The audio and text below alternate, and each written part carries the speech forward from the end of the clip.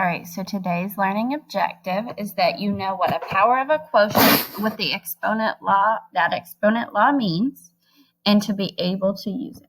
So our power, I started at the wrong objective. So our power of a quotient law is very similar to our power of a product law. So our power of a product law stated that I needed to distribute that exponent throughout the entire parentheses in those bases that were being multiplied. We are still going to distribute that power into the entire parentheses. The only difference is that those two bases are being divided instead of being multiplied. So when you're raising a quotient to a power, you are still going to distribute the exponent by multiplying those exponents. And then you would go ahead and once you've distributed that exponent by multiplying it by every single exponent in each individual base, then you would go and simplify your expression. So if you have a to the power of an assumed 1 to the power of n, you would multiply 1 times n anytime times 1 is itself. And then if you have b to the assumed 1, anything to the power of, or so, and then multiply times n, anything times a power of 1, anything times 1 is itself. So you'd be left with a to the n over b to the n as long as b does not equal 0, because we know if we have a fraction with 0 as the denominator, it will be undefined. So let's go ahead and look at our first example. They give you x to the 5 or x over y. So x divided by y, because we know that line means division. And I'll say that again and again and again because I still have 8th graders who do not fully understand that that line there implies that we are dividing. So I have x divided by y, both of those to the power of 5. So my x to the assumed 1 times 5 leaves me with x to the 5, and my y to the assumed 1 times the 5 leaves me with y to the power of 5. Same thing here. I have 2 divided by 3 to the power of 3. So 2 to the power of 1 times 3 leaves me with 2 to the 3, and 3 to the power of 1 times the 3 is going to leave me with 3. Those side-by-side exponents multiply. So 2 to the 3 over 3 to the 3, and 2 times 2 times 2 is 2 to the 3rd, and 2 times 2 is 4, and 4 times 2 leaves me with 8. 3 times 3 times 3 is 3 to the 3rd, and 3 times 3 is 9, and 9 times 3 is 27. So when we fully simplify, our answer would be 8 over 27. All right, so let's look at a couple of examples. In our first example, we only have to distribute that power of 5 into the parentheses. We don't have any other exponents besides our assumed ones. We have no matching bases. So I know 5, we have a base of 2 and a base of b. We're going to multiply that exponent of 1 times that 5 and be left with 5. And then again, we're going to multiply that assumed exponent of 1 times that 5, and we'll get b to the 5. All right, so this time we do not have assumed exponents. We have actual exponents. We are still just distributing that power to both of our bases. Just our bases are being divided this time instead of being multiplied like they were yesterday. So we have a base of d, and d has an exponent of 4 times that power of 3 is going to leave me with d to the 12. We have a base of b to the power of 6, and that power of 6 to the power of 3 means we multiply. It's going to give me b to the 18, and I leave it alone because I have 2 different bases and I cannot combine them. All right, this next one, I have 8 to the power of 3 over 3, so I know that this 3 has an assumed 1. That 3 times the 3 leaves me with 8 to the power of 9, and then that 3 times the assumed 1 is going to leave me with 3 to the 3. All right, and those are different bases, so I'm just going to go ahead and I'm going to leave those alone. So let's look at our next one. We have 3 to the assumed 1 h to the power of 2, and I to the assumed 1. So we're going to put our 3 in, and we need to know what our exponent is. We're going to put our h in, and we're going to need to know what that new exponent is. We know we have a base of I, and we want to know what our exponent is. So our exponent for 3 started off as 1. We want to multiply it by that power of 4. So 3's new exponent is going to become 4. We have a 2 for our h, and we want to multiply it again by that power of 4. So 2 times 4 is going to make our new h exponent 8. And then we are going to go ahead and do the same thing with the I. We have an assumed 1 for the I, and we're going to go ahead and multiply it by that power of 4, and we'll have I to the 4. And I do not have any common bases, so we're done, and we're going to leave that like it is.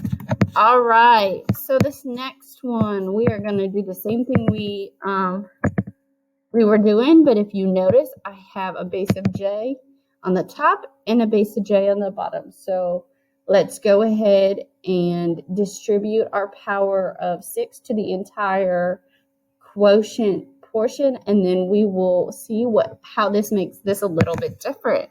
So we know our f is to the assumed 1. So we have a base of f. We want to know what our new exponent is. And we have a base of j, and we want to know what our exponent is. And down here, we also have a base of j that we want to know what the exponent is. So we're going to go ahead and take that assumed 1 and multiply it by that power of 6. And 1 times 6 leaves me with 6. That j has an exponent of 4, and it is also going to multiply by that power of 6. And 4 times 6 leaves me with 24. And then on the bottom there, j is to the assumed 1, and that assumed 1 times 6 is going to leave me with 6. So I have gone and I have distributed that power of 6 to the entire quotient in the parentheses. My last step is to go ahead and simplify that.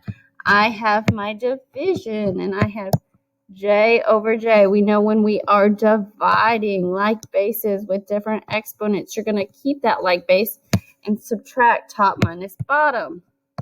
So our f to the 6 is going to stay where it is.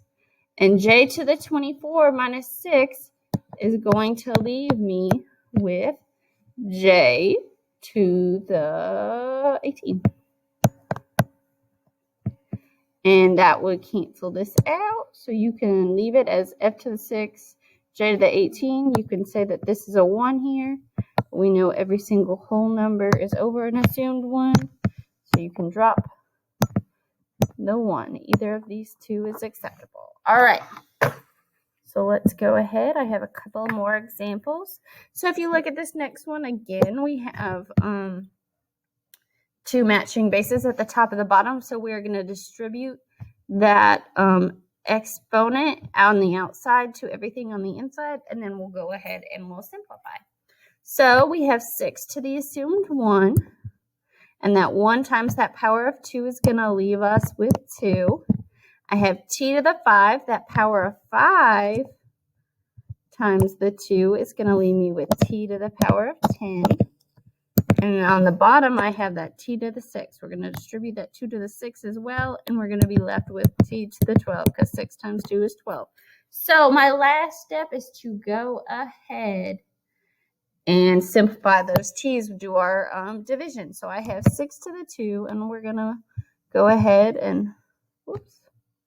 So I have 6 to the 2 and t to the 10 over t 12. So I'm going to make that 6 to the 2, 36. And I am going to go ahead and do my division. I know it's going to be t, keep the base, top minus bottom. Well, 10 minus 12, we'll have to go ahead and make that plus a negative. When I have a positive and a negative, that just looks like plus a negative. When I have a positive negative, we're going to subtract and keep the sign of the one with a larger absolute value. So 12 minus 10 is 2. Negative 12 is bigger, so we're going to be left with negative 2. But we learned yesterday, we learned the day before that, our negative exponent law. We learned that when we are simplifying, we cannot leave our answer in negative form. So I have one less step. I'm going to put it over 1 so I know that so it looks like a fraction before I start moving things from top to bottom. So I know my t to the negative 2 is at the top, and I know if I move it from the top to the bottom, it will switch that negative sign to positive. So we're going to leave that 36 where it is.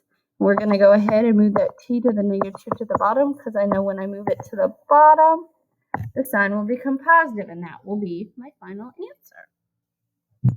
All right, let's look at another example. I have 12 to the assumed 1. I have a to the 4th, b to the 5th, divided by a to the 3rd, b squared, and all of that to the power of 2. So we're going to go ahead and distribute our power of 2 first. So I know that 12 to the power of 1 times that power of 2, 1 times 2 is going to leave me with 2. I have a to the 4. I'm going to distribute that 2 to the 4. And I know that that is going to give me a to the 8th. I'm going to distribute that power of 2 to the b to the 5. And 5 times 2 is going to give me 10. And I'm going to put that all over. I'm going to distribute that 2 to the bottom portion. I know the power of 2 times 3 is going to leave me with a to the 6. The power of 2 times that 2 is going to leave me with b to the 4th. Then my next step is to go ahead and simplify those like bases. So I have bases of a that are matching up, and bases of b that are going to match up. So I can leave my 12 squared alone. I'm just going to go ahead, and I know 12 squared is 144. So then my a's, we're going to do our division. We know that we're going to keep the base and subtract the top minus the bottom. So I am left with a to the 8th minus 6 is going to leave me with a squared. And I have b to the 10th minus b to the 4th. 10 minus 4 leaves me with 6. So I'll be left with b to the 6th. And I have nothing at the bottom, so you could put a 1 there. Or we know everything over 1 is just itself is a whole number. That 1 can be an invisible 1. So we are left with 144 a squared b to the 6th. All right, we got a couple more examples. I have 4c to the 4th. I'm just trying to get every possible thing you may see. So I have, and I'm opening things for some reason. All right, so I have 4 to the assumed 1, c to the 4th, over 5 to the assumed 1. So I know that 4 to the assumed 1, so 4 to the 1, 1 times 7 to distribute. It's going to leave me with 7. And then I have c to the 4. That 4 times that 7 is going to leave me with 28. And then we're going to distribute it down here as well. 7 times that assumed 1 is going to leave me with 5 to the 7. I have 4 to the 7 over 5 to the 7, and c, I have no like bases, so that's done. I can go ahead and leave that alone. All right, I have a couple more examples, and then we will be done. These are the last couple examples. So I have, and I'm going to go ahead, scroll up real quick. You don't have any of that? Pause this now. Get it?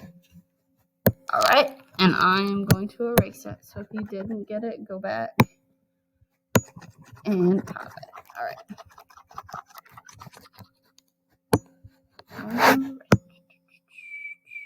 So these are our last four. So I have 14 squared over 7m to the 4th n to the 3rd. So let's go ahead. 14 to the power 2. When I distribute that 4 to the power of 2, we're going to be left with 14 to the 8th over 4 to distribute to that 7's assumed 1. So 1 times 4 is going to leave me with 4. 4 to that power of 4, we're going to say m. Multiply those powers, and we're going to have 16. N to the 3rd, we're going to go ahead and distribute again n. The 3 times that power of 4 is going to leave me with 12. I have no matching basis, so we're just going to go ahead and we're going to leave that alone. And I don't know why I erased my 12. All right, so erase that. Oops, I waited too long. You need that? Go ahead and pause that. All right, so our next one, I have b to the 4th. So we're going to say we have b, we have f, we have w. We need to know what our exponents are. And we have b and we have f. So right ahead looking at it, we know we're going to have to simplify those b's and those f's. So I have b to the 4th times 5 is going to give me b to the 20. I have f to the assumed 1 times 5 is going to give me 5. And then I have 3 to the 5 is 3 times 5 is going to give me 15. And then we're going to distribute to our bottom. 5 times the 3 at the top is going to give me 15. And then 5 times the 4 at the bottom is going to give me 20. So I'm going to go ahead, move this. Oops. Try that again. I thought I had grouped those. Right. So I'm going to go ahead and move those out of our way. All right. So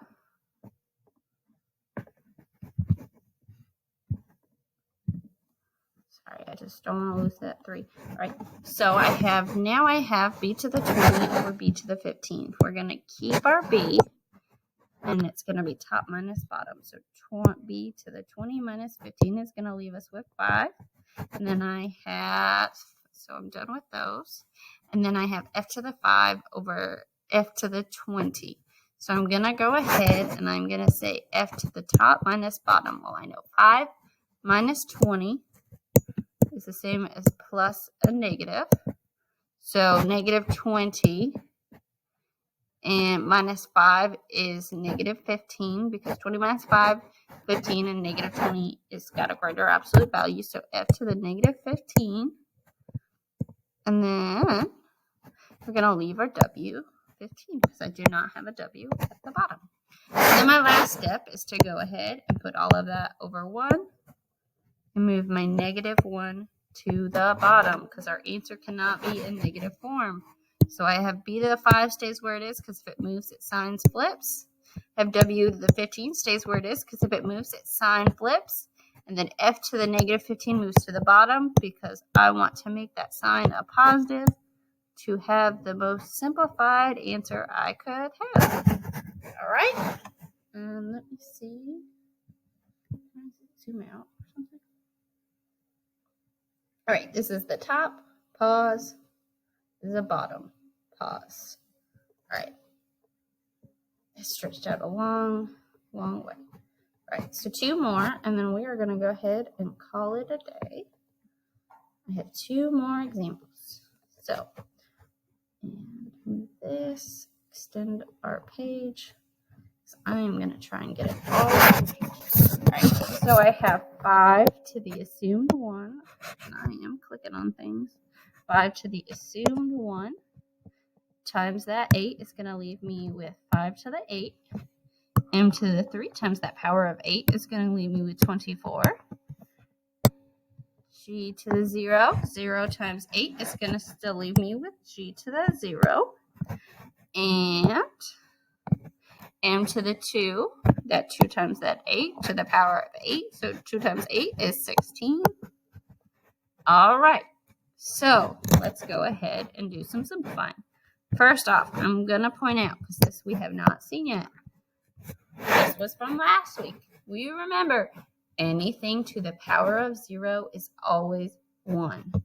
So I'm going to go ahead and say 5 to the 8, m to the 24, 1, m to the 16th. And because I have m to the 16 there, I can drop the 1 because there's always an assumed 1 in front of our variables. But I'm just going to go ahead. I'm going to leave it there for right now. So 5 to 8 is going to stay the same, but I have 2 matching m's. So I'm going to do top minus bottom. So keep our 5 to the 8th, we said. And then we're going to say m to the 24 minus 16 is going to leave me with m to the 8. And I left my 1 there, but you can drop it if you want, because anything over 1 is itself or a whole number. All right, go ahead and get that. And then I'm going to go ahead and do this last one, and I like to include this one because I guarantee you'll see something like this on your state test. They always like to throw these in. You look at it, and you're like, what in the world? Do not know what to do. So I'm going to go ahead and show you a neat trick right now. We have to distribute a power of 2, but then we're going to go and have to distribute a power of 3. So I'm going to go ahead and I'm going to say t to the 3 times 2 is going to give me t to the 6 or the 2 to the power of 2 is going to give me 4. And then I'm going to go ahead and say 4 to the power, the assumed 1 to the power of 2 is 2. And then t to the assumed 1 to the power of 2 is t to the 2. So then I have to distribute this 3. All right, so then t to the 6 to the power of 3 leaves me with t to the 18. And r to the 4th to the power of 3, so we're multiplying still, is r12 over 4 squared to the power of 3. So the 2 to the power of 3, we're going to still multiply. It's going to leave us with 6. And t to the power of 2 to the power of 3 multiplying, it's going to leave us with 6. So our last step is to go ahead and simplify those t's. So r to the 12 stays where it is because there's no other r's. 4 to the 6 stays where it is because there's no other 4 bases. And t's. So t to the 18, keep the t. 18 minus 6 is 12, t to the 12. And we have no other matching bases, so I'm going to go ahead and leave it like this. All right. So what we learned today is that a power of our quotient is very similar to a power of our product. You're going to go ahead and distribute that power outside the parentheses into everything inside the parentheses. Yesterday, everything in the parentheses was being multiplied, so it was a product. Today, everything in the parentheses was being divided, so we distributed and then we simplified. And if that meant we had to divide, we divided. If it was already simplified because there was not a matching base at the top and the bottom, then we were good. So in order to use our power of our quotient, we distribute that power to the entire quotient of every single base in there. You multiply its exponent by that power that on the outside of our parentheses, and then you go ahead and simplify by dividing if need be, by using your zero rule like we did if need be, by using your negative rule because we cannot end in a negative. All right, if you have any questions or you want to do some more practice, please come to our guided practice today. Otherwise, you can go ahead and get started on the work on this on Schoology. All right, have a good day.